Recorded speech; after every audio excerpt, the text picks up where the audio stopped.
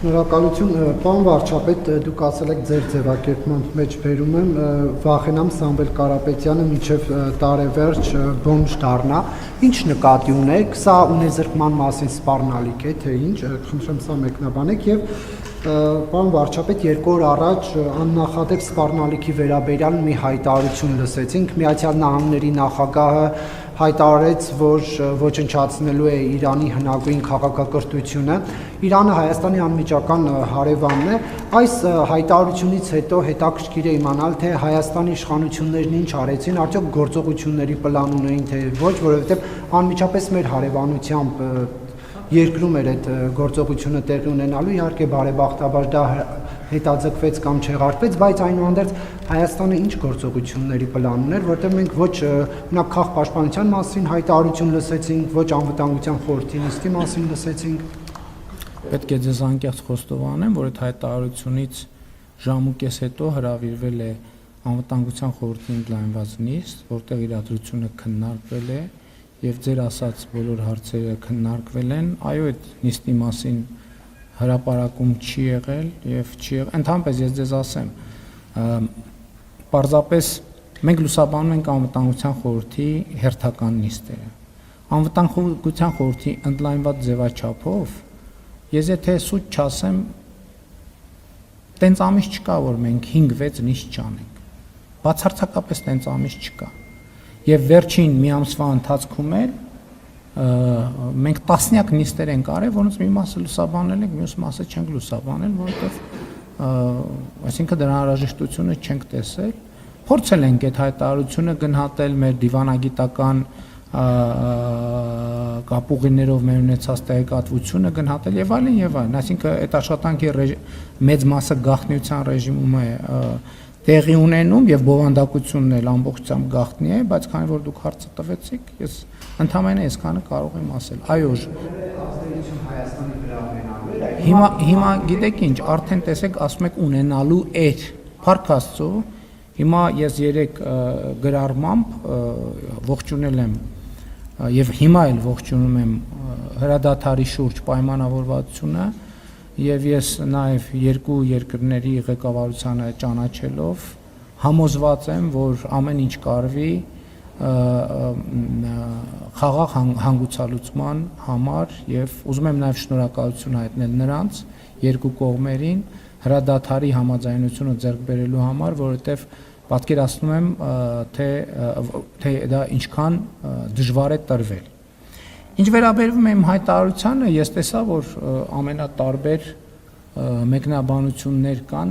եթե զգացել եք իմ այդ հայտարարության մեջ սպառնալիքի որևէ էլեմենտ չկա, որովհետև ես խոսում եմ, ես չեմ ասում, ես խոստանում եմ կամ ես ասում եմ, ես վախենում եմ, որ այդպես տեղի կունենա, ինչ եմ վախենում, որովհետև կարծում եմ, որով ձեր նշած անձը այն խոստումները, որ տվել է որոշ շրջանակների, որոնք նաև Հայաստանից դուրս գտնվող որոշ շրջանակների, որոնք որոշակի բան ունեն, լծակներ ունեն նաև իր ունեցվածքի վրա, ակնհայտ է, որ ինքը իր ստանձնած պարտավորությունները չի կատարելու եւ ակնհայտ է, որ այդ ամբողջ ունեցվածքը իր ձեռքից վերցվելու է եւ ես դրա համար շատ ցավում եմ, որովհետեւ չի ուզենա, որ որևէ տեղ հայկական համարվող որևէ կապիտալ զրոյացվեր։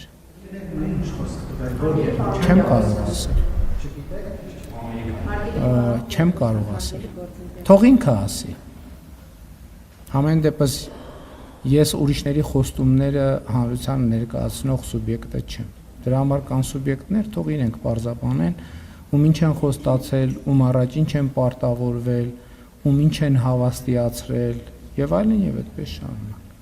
Դա մեզ հետ կապ չունի։ Մենք մեր process-ները թափանցիկ կերպով, որը էլի այս կոնտեքստի հետ կապ չունի, դուք գիտեք նաև Հայաստանի էլեկտրական ցանցեր ընկերության պատմությունը, որը հիմա ըստ էության պետականացված է դե ֆակտո եւ դե յուրեն էլ տեղի կունենա, բայց դա արվել է այդ թվում Հայաստանի սպառողների պահանջով։ Ես ուզում եմ հիշեցնել ձեզ, ես դրա մասին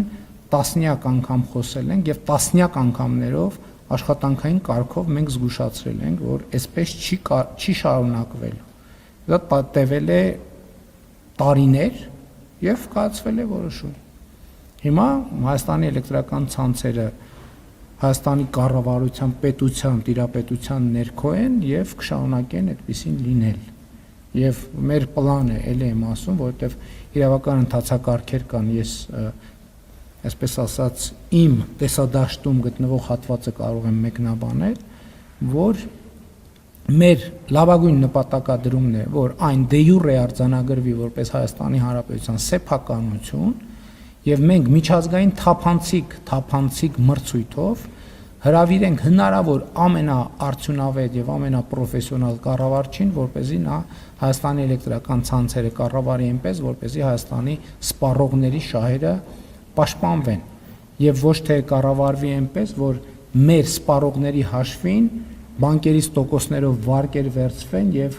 իրար միջև հարազատների, բարեկամների միջև բաշխվեն եւ Հայաստանի ընդհուպ զորամասերի եւ պետական մարմինների վրա հավելագրումներ անեն էլեկտրական հոսանքի, խնայելով որոշ լրագրողներին։